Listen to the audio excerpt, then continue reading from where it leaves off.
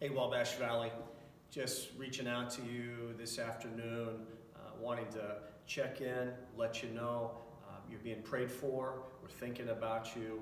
I'm sure by now you've heard that we've kind of adopted or adapted our policy as to how we're going to press forward through at least the short term with the plan. Number one, we're not meeting together here at church for a couple weeks up through April 1st. We're not meeting here.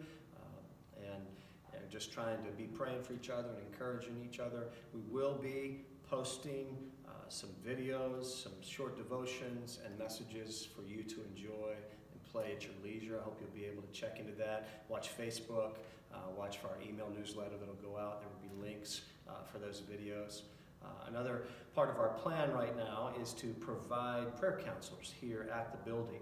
Even though we can't all meet at the same time, we are going to have a couple of individuals stationed here for hours 5 to 7 each evening next week, also this coming Sunday in the morning and in the evening, just to provide some prayer counseling for those that might be driving by needing somebody to pray with them. So that's a part of the plan. Another part of the plan is we want to provide some support to our seniors who might not be able to get out to get their own groceries or medications right now. And so if that's you, or if you know of a senior that needs support in that way, you can look in the email for the contact number for the person to reach, and they will work out the logistics of that. So those are a few things that we put in place here in the short term, just as our response and our cooperation with the overall plan in our community and abroad. I wrote a post this morning that went out on Devotions on the Run, something to the effect of, in spite of social distancing, we can still encourage one another. But the question is, how do we do that? You know, part of the struggle that we've had in eliminating or suspending our gatherings is that we have a really clear statement in Scripture about the importance of Christians assembling together. And so in Hebrews chapter 10, it says in verse 23, "Let's hold fast the confession of our hope without wavering, for he who promised is faithful.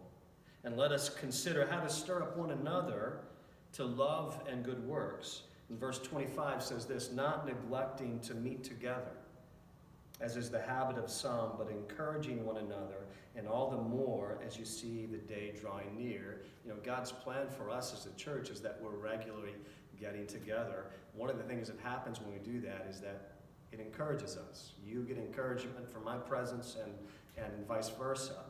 The flip side of that is when we can't meet together, that can be a bit discouraging. And so we're all kind of facing that predicament right now. I've been asking the question, since we can't assemble, like it says in Hebrews 10:25, can we still encourage?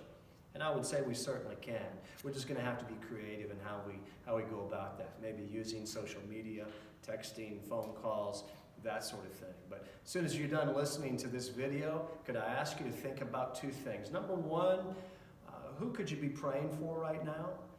Who could really use some encouragement? And then secondly, how are you going to go about trying to encourage them?